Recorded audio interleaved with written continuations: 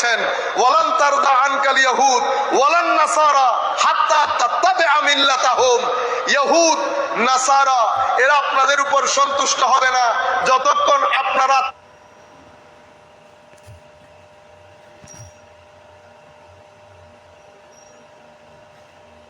তাদের অনুসরণ করেন। যতক্ষণ না করবেন ততক্ষণ তারা খুশি হবে না। খুশি না হলে কোনো বরাদ্দ আসবে না। ইয়া আইয়ুহাল্লাযীনা আমানু ইন তুতিউ ফারীকাম মিনাল্লাযীনা উতুল কিতাব ইয়ারুদ্দুকুম বা'দা ঈমানিকুম কাফিরিন। পৃথিবীর একটা প্ল্যান, পৃথিবী আপনাকে দিন থেকে দূরে রাখতে চায়।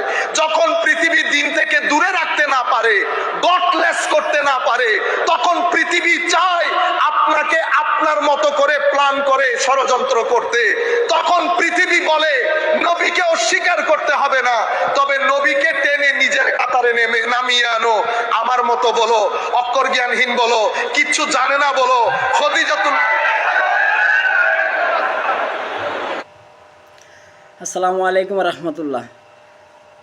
ডক্টর আজহারি, গোলাম আজম আল আজহারি সাহেব, আসলে এভাবে মানুষদেরকে ইসলাম শিক্ষা দেয়া যায় না। এটা এটা এটা ইসলাম শিক্ষার সঠিক পন্থা না। ইহুদি খ্রিস্টানদের কোনো বরাদ্দের আশা আমরা করি? আমরা যারা মুসলমান আছি তারা কি চাই যে ইহুদি খ্রিস্টানরা আমাদেরকে বরাদ্দ দিই? এখানে আল্লাহ সুবহানাহু ওয়া তাআলা এটা বোঝাতে চেয়েছেন যে আমরা যদি তাদের সাথে একমত হই তবে তারা আমাদেরকে বন্ধুরূপে গ্রহণ করবে, ব্যাস।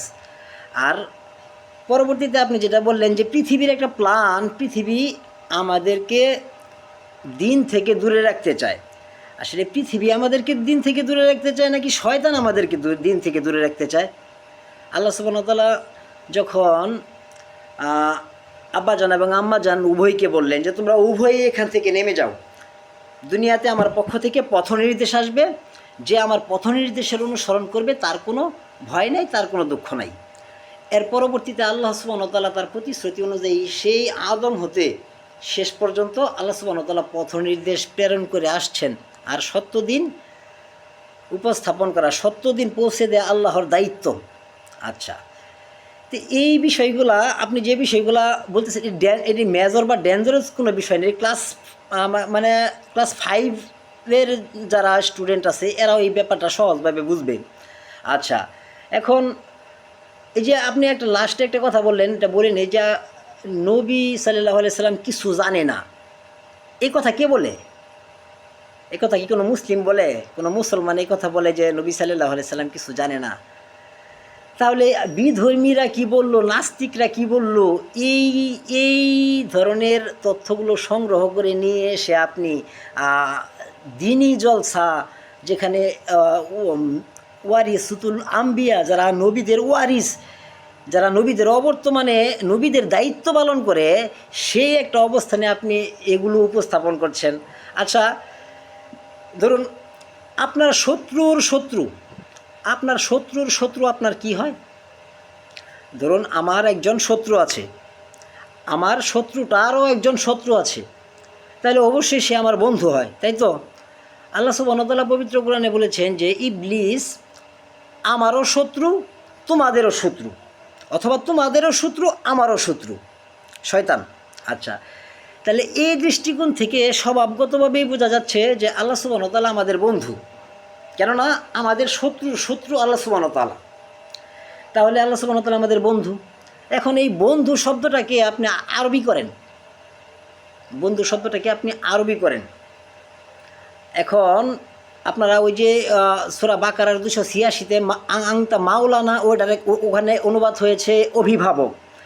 আবার ওই যে সূরা মাইদার 55-তে ওয়ালি, এখানে বন্ধু অনুবাদ করা হয়েছে। আচ্ছা, ওয়ালি আসে তো, অলি যে ব্যাপারটা আপনার ধর্মের মৌলিক ব্যাপার, অলি। তাহলে এই দৃষ্টিকোণ থেকে আমরা তো আল্লাহ সুবহানাহু ওয়া তাআলার অলি। আচ্ছা, আপনি হয়তো ভাবতেছেন যে আমি সীমা লঙ্ঘন করতেছি। আমি বলি, যারা জান্নাতে যাবে, পৃথিবীতে দুইটা দলই তো মূলত, একটা দল জাহান্নামে যাবে, একটা দল জান্নাতে যাবে। যারা জান্নাতে যাবে, জান্নাতের শেষ ব্যক্তিটা, জান্নাতের শেষ ব্যক্তিটা যখন জান্নাতে গেল, এখন এই শেষ ব্যক্তিটা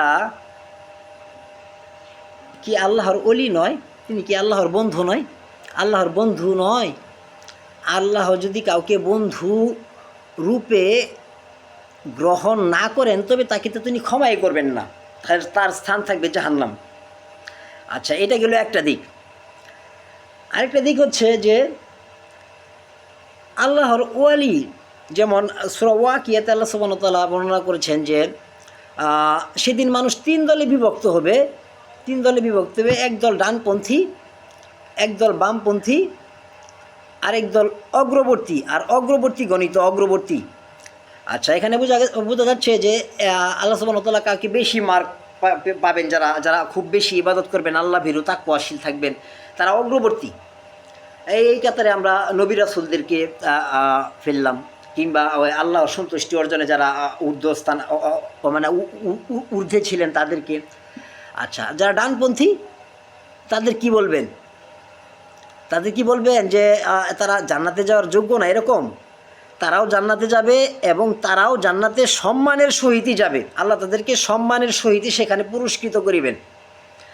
তো এখান থেকেও বোঝা যাচ্ছে যে জান্নাতবাসী সকলেই হচ্ছে আল্লাহর ওয়ালি, আল্লাহর বন্ধু। আচ্ছা, এখন আল্লাহ সুবহানাহু ওয়া তাআলা পবিত্র কোরআনে বলেছেন ফিরিস্তাদের দল, মুসলমানদের দল, ফিরিস্তাদের দল, আর সেই দলে যদি আল্লাহ থাকে তবে সেই দলই তো জয় লাভ করবে। আচ্ছা, এখন আল্লাহ সুবহানাহু ওয়া তাআলার এই আয়াত থেকে বোঝা যাচ্ছে যে মুসলমান যারা আছে সমস্তই এরা কি, এদের সাথে আল্লাহ অবশ্যই থাকবে আর সেই দল জয় লাভ করবে। তাহলে মুসলমানদেরকে আল্লাহ সুবহানাহু ওয়া তাআলা বন্ধুরূপে গ্রহণ করেছেন, মুমিনদেরকে আল্লাহ সুবহানাহু ওয়া তাআলা পরোক্ষভাবে বন্ধু বলেছেন। যদিও বন্ধু শব্দ ব্যবহার করে, নাম উল্লেখ করে শুধুমাত্র ইব্রাহিম আলাইহিস সালামের ব্যাপারে বলা আছে যে আল্লাহ ইব্রাহিমকে তার স্বীয় বন্ধুরূপে গ্রহণ করেছেন। আচ্ছা, এখন আসি আপনার একটা খুবই গুরুত্বপূর্ণ সীমা লঙ্ঘনে। সেটা হচ্ছে আপনি আল্লাহর ওলিদের কথা বলেন, ভালো কথা। আল্লাহর ওলি যারা, আল্লাহ সুবহানাহু ওয়া তাআলা পবিত্র কোরআনে বলেছেন যে যারা আল্লাহর বান্দা ছিল অতীতের, তাদের কাছে যখন আল্লাহর আয়াত পাঠ করা হতো তখন তারা ক্রন্দন করিতে করিতে সিজদায় লুটিয়ে পড়িতেন এবং আল্লাহর পবিত্রতা এবং মহিমা ঘোষণা করতেন। তারা রাতের শেষ বেলায় আল্লাহর নিকট ক্ষমা প্রার্থনা করতেন এবং তারা অহংকার করতেন না। আচ্ছা, আপনি আল্লাহ সুবহানাহু ওয়া তাআলার পক্ষ থেকে যাদেরকে ওলি ইন্ডিকেট করছেন, আমি তাদেরকে মেনে নিচ্ছি তারা আল্লাহ সুবহানাহু ওয়া তাআলার ওলি। কেননা আমাদের ইসলাম ধর্ম আমাদেরকে শিক্ষা দেয় যে অপরের সম্পর্কে আমাদের ভালো ধারণা পোষণ থাকতে হবে, ভালো ধারণা পোষণ রাখতে হবে অপরের সম্পর্কে, যার সম্বন্ধে আমি জানি না।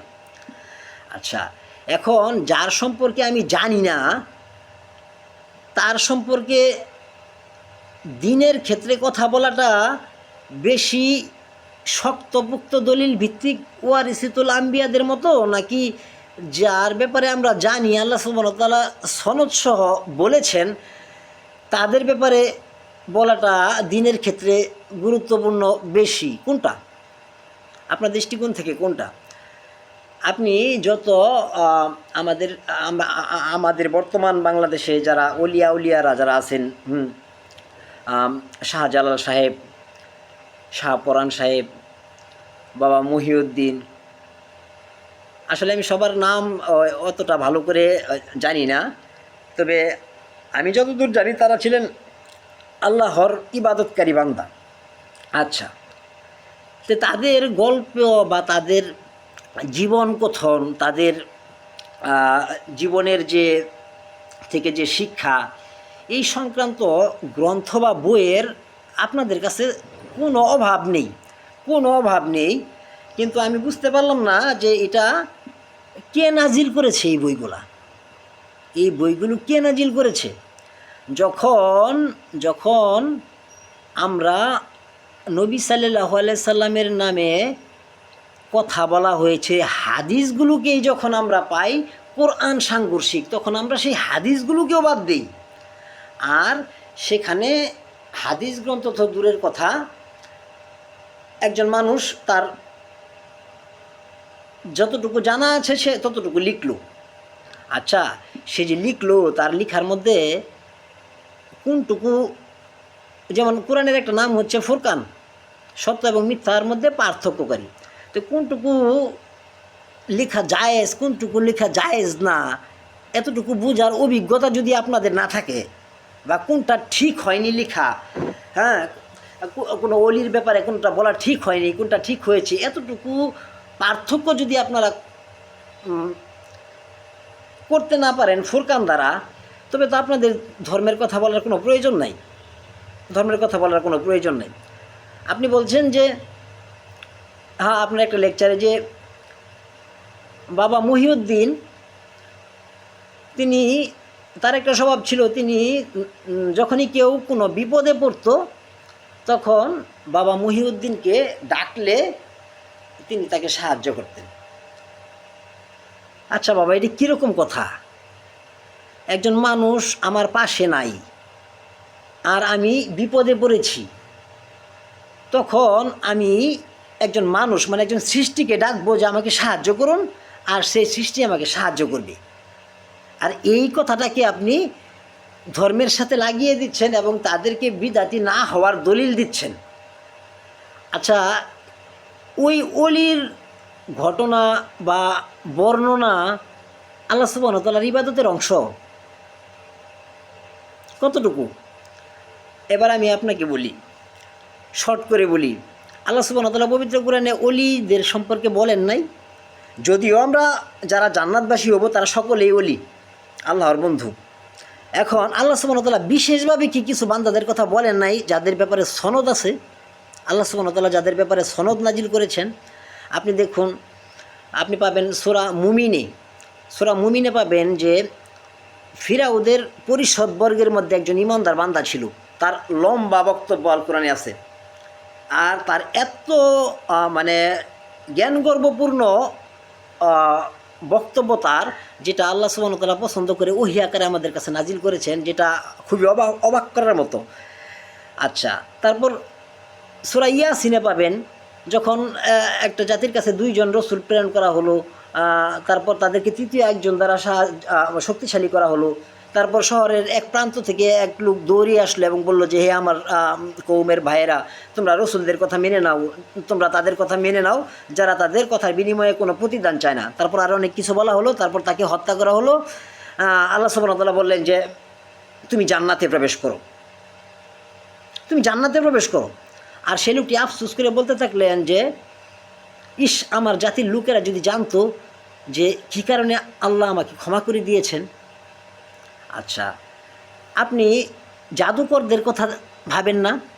জাদুকররা আসলো ফিরাউনের কাছে পুরস্কার পাওয়ার জন্য, মুসা আলাইহিস সালামকে হারিয়ে দেওয়ার জন্যে, ব্যাস তারা খুব প্রস্তুত। শুরু হলো, হে মুসা তুমি আগে শুরু করবেন নাকি আমরা আগে শুরু করব? মুসা বললেন তোমরাই আগে শুরু করো। জাদুকররা সেজদায় লুটিয়ে বলল আমরা ঈমান আনলাম হারুন এবং মুসার রবের প্রতি। আচ্ছা, ফিরাউন কি বললেন? ফিরাউন বললেন যে কি?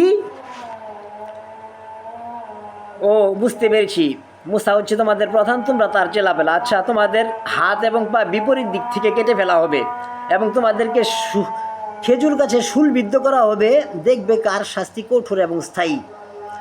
হাত এবং পা বিপরীত দিক থেকে কেটে ফেলা মানে কি জানেন? ডান হাত কাটলে বাম পাও কাটলে ডান হাত, মানে বিপরীত দিক থেকে। আচ্ছা, তারা কি করলো? তারা কি ছল চাতুরি করলো? কোনো কৌশল করলো? শান্তি বজায় রাখার চেষ্টা করলো যে গোপনে যে মুসার সাথে যে দেখা করে বলবো না যে আপনি সত্য রসুল, এখন আপাতত যান এখান থেকে বাঁচাই নিয়ে আমরা চলে যাই, এরকমটা করলো? তাদেরকে কি আপনার আল্লাহর অলি মনে হয় না? যারা 1 ঘন্টার মধ্যে এই ডিসিশন নিয়ে নিল, এটা মিনিমাম টাইম বললাম আমি, আরও কম সময় হতে পারে, যে আমরা সবাই মারা যাব, আর এমনভাবে মারা যাব যখন আমরা হাত এবং পা বিহীন খেজুর গাছে হয়তো বা 1 সপ্তাহ, হয়তো বা 3 দিন, হয়তো বা মানে যতক্ষণ না পর্যন্ত মারা যায়, এমনভাবে আমরা মারা যাব। এটা কিসের ইশকের আগুন? আপনি যে খালি তরুণ সমাজের মধ্যে ইশক জ্বালিয়ে দিতে বলেন, এটা আপনি ইশক চোখে দেখেন না? তারা কি জাদুকররা কি বললেন জানেন? জাদুকররা বললেন যে আউযু বিল্লাহি মিনাশ শাইতানির রাজিম, বিসমিল্লাহির রহমানির রহিম, ক্বালু লান নুসরিকা আলা মা জাআনা মিনাল বাইয়িনাতি ওয়াল্লাযী ফাতারনা ফাকদি মা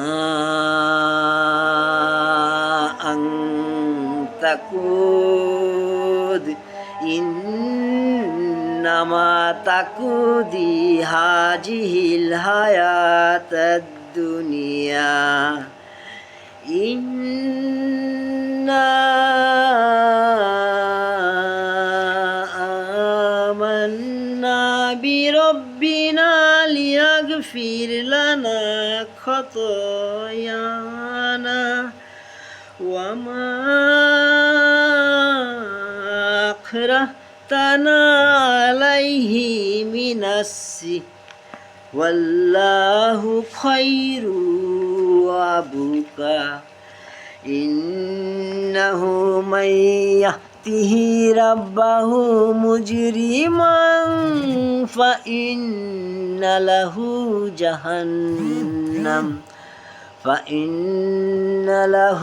জাহান্নাম লা ইয়ামুতু ফিহা ওয়া লা ইয়াহইয়া ওয়া মাইয়াতিহি মুমিনান قد وعملوا الصالحات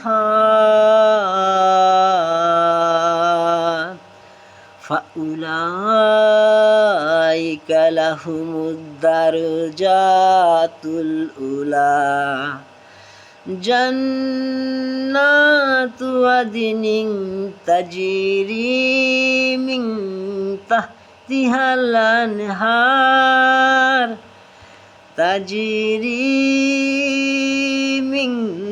تحتها الأنهار خالدين فيها وذلك جزاء من تزكى। এই যে দেখে সাদাকাল্লাহুল আলিয়্যুল আযীম, এই যে লম্বা একটা তেলাওয়াত, মোটামুটি লম্বা একটা তেলাওয়াত। জাদুকরেরা জাদু শিখে এসেছিল, এখানে তিলাওয়াত শিখে আসেননি। কিন্তু তারা কি বললেন? তারা বললেন, নিশ্চয় আমরা আমাদের রবের প্রতি ঈমান এনেছি, যাতে তিনি আমাদের অপরাধ সমূহ এবং যে জাদু তুমি আমাদেরকে করতে বাধ্য করেছো তা ক্ষমা করে দেন। আর আল্লাহ সর্বশ্রেষ্ঠ, চিরস্থায়ী। যে তার রবের নিকট অপরাধী অবস্থায় আসবে তার জন্য রয়েছে জাহান্নাম, সেখানে সে মরবেও না, বাঁচবেও না। আর যারা তার নিকটে আসবে মুমিন অবস্থায় সৎকর্ম করে, তাদের জন্য রয়েছে সুউচ্চ মর্যাদা, স্থায়ী জান্নাত, যার পাদদেশে নদী প্রবাহিত, তারা সেখানে স্থায়ী হবে। আর এটা হলো যারা পরিশুদ্ধ হয় তাদের পুরস্কার, যারা পরিশুদ্ধ হয় তাদের পুরস্কার। আচ্ছা, এখন এই জাদুকররা মৃত্যুবরণ করলো এবং আল্লাহ সুবহানাহু ওয়া তাআলা তাদেরকে জান্নাতের উচ্চ মাকাম দান করুক। তাদেরকে কি আপনার আল্লাহর ওয়ালি মনে হয় না? যারা, আচ্ছা, আপনি পবিত্র কোরআনে পাবেন জুলকারনাইনের কথা। আল্লাহ সুবহানাহু ওয়া তাআলা তার জুলকারনাইনের ব্যাপারে বলেছেন যে আমি তাকে শিক্ষা দিয়েছিলাম সমস্ত কিছুর উপায় উপকরণ, সমস্ত কিছুর উপায় উপকরণ। জুলকারনাইনের একটা ঘটনা সূরা কাহাফে আপনি লম্বা একটা ঘটনা পাবেন। তাদেরকে কি আল্লাহর ওয়ালি মনে হয় না? আপনি পাবেন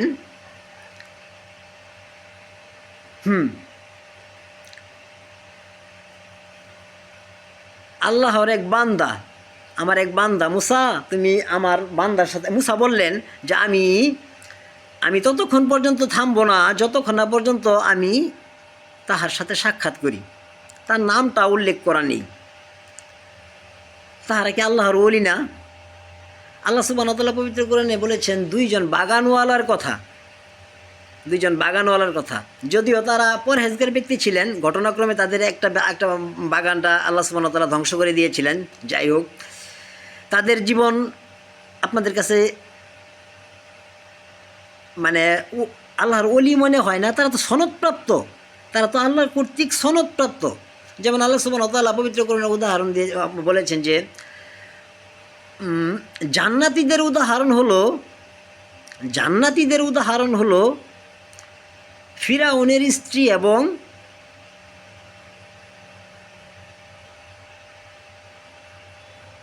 আচ্ছা একটাই জান্নাতীদের ওইদিকে যাব না। জান্নাতীদের উদাহরণ হলো ফিরাউনের স্ত্রী, আর জাহান্নামীদের উদাহরণ হলো লুতের স্ত্রী এবং নূহের স্ত্রী। তো এই আল্লাহ সুবহানাহু ওয়া তাআলা ডিভাইডেড করে দিচ্ছেন যে এরা জান্নাতি, এরা জাহান্নামী, এরা জান্নাতি, এরা জাহান্নামী। এই ডিভাইডেডের মধ্যে তাদের জীবন থেকে যে জীবন আমাদের সাথে মিলবে তবেই তো আমরা জান্নাত কিংবা জাহান্নামের উত্তরাধিকারী হব, তাই নয় কি? তাই তো। আচ্ছা, এবার আপনি দেখুন আল্লাহ সুবহানাহু ওয়া তাআলা আসহাবে উখদুদের কথা বলেছেন। আসহাবে উখদুদ, গর্তওয়ালাদের কাহিনী।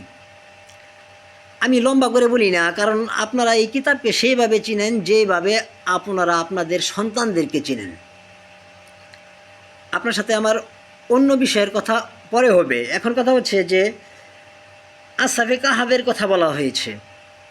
আসহাবে কাহাব তারা বলল কি, যে আমাদের জাতির লোকেরা যদি আমাদেরকে ধরে ফেলে তবে তো তারা আমাদেরকে তাদের ধর্মে নিয়ে যাবে, আর যদি তারা আমাদেরকে তাদের ধর্মে নিয়ে যায় তাহলে আমরা তো ক্ষতির মধ্যে পড়ে যাব। সুতরাং রব্বানা আতিনা মিল্লা দুনকা রাহমাতা ওয়া হাইয়্যি লানা মিন আমরিনা রাশাদা। এই কথাগুলো কাদের মুখ থেকে বের হয়? এই কথাগুলো কাদের মুখ থেকে বের হয়?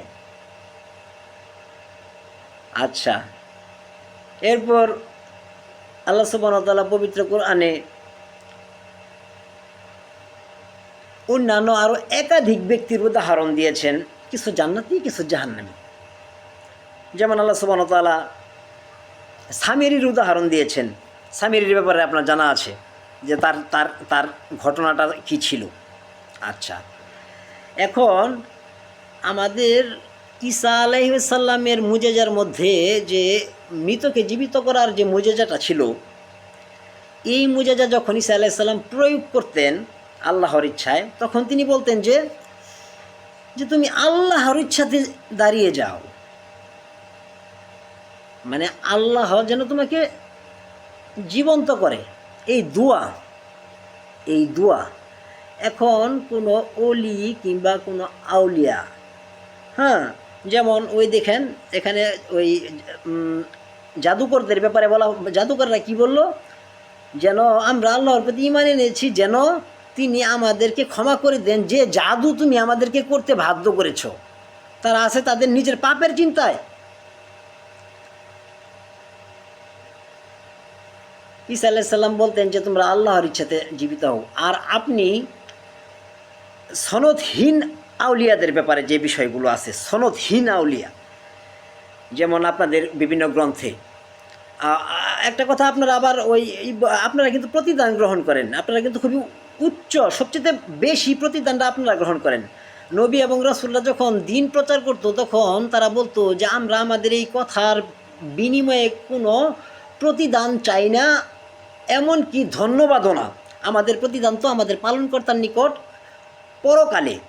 এখন কথা হচ্ছে আপনাদের সবচেয়ে বড় প্রতিদান হচ্ছে আপনাদের ধন্যবাদ, মানে আপনাদের সম্মান, আপনাদের যে স্ট্যাটাস, আপনারা লোক সমাজে যে স্টাইলে যে অবস্থায় আছেন, এই সম্মান হচ্ছে আপনাদের সবচেয়ে বড় প্রতিদান। শুধু অর্থই প্রতিদান হয় না। তারপর আরেকটা প্রতিদান হচ্ছে আপনাদের, যেটা হচ্ছে যে নিজেকে সেফ রাখা। না, আপনারা না কতই না খুশি হতেন যদি শুনতেন যে নবী সাল্লাল্লাহু আলাইহি সাল্লাম কোনো যুদ্ধ করেনি, তাহলে মেনে নিতে বাধ্য হয়েছেন, তাই না? রাসূল সাল্লাল্লাহু আলাইহি সাল্লাম কত যুদ্ধ করেছেন, মুশরিকদেরকে মেরেছেন, তারা মারে এবং মরে, তারা আল্লাহর রাস্তায় জিহাদ করে, তারা মারে এবং মরে। আচ্ছা, এখন কথা হলো যে আপনাদের মানে ধর্মের ব্যাপারে একটু তাওহীদের কথা বলতে গেলেই উগ্রবাদী, উগ্রপন্থী, মারামারি, কাটাকাটি, তরুণ সমাজের মধ্যে এই মাইন্ডসেট, শান্তিপূর্ণ জীবন চাচ্ছেন তো আপনাদের দ্বিতীয় প্রতিদান হচ্ছে শান্তিপূর্ণ জীবন, যেটা আপনারা বেছে নিয়েছেন। আর আপনাদের তৃতীয় আরেকটা প্রতিদান আছে, সেটা হচ্ছে কি বই বই বিভিন্ন ধরনের কিতাব রচনা করা, যার ব্যাপারে আল্লাহ সুবহানাহু ওয়া তাআলার কর্তৃক কোনো নির্দেশ আসেনি বা ধর্মের জন্য কোনো প্রয়োজনও নেই।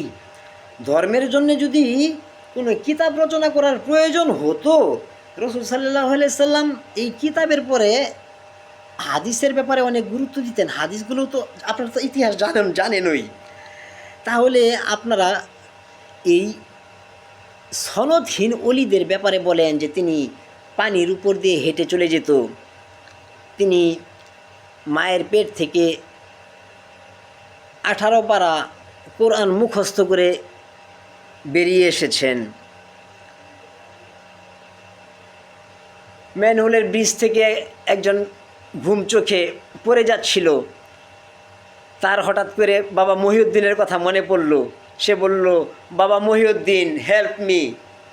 তারপর নিচ থেকে একটা হাত এসে গাড়িটাকে সোজা করে দিয়ে গেলেন। তারপর বাইম মাছের কিচ্ছা, গরুর কিচ্ছা, আচ্ছা যাই হোক, এগুলো কি ধর্ম? এগুলো কি কোনো সাধারণ মানুষ, একজন ক্লাস 5-এর একজন, আমার মেয়েটা ক্লাস 5-এ পড়ে, একজন ক্লাস 5-এর স্টুডেন্টকে এই ব্যাপারগুলো মেনে নিতে পারবে যে একজন মানুষ এখানে নাই, আমি তাকে বললাম যে আমাকে তুমি রক্ষা করো, আমাকে তুমি বাঁচাও, আর সে আমাকে বাঁচিয়ে দিল, আর সে আমাদের স্রষ্টা নয়, সে একজন সৃষ্টি।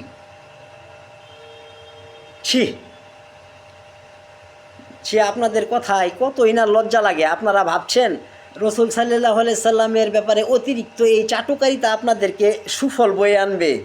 সুফল বয়ে আনবে না। না, আল্লাহ সুবহানাহু ওয়া তাআলা পবিত্র কোরআনে বলেছেন যে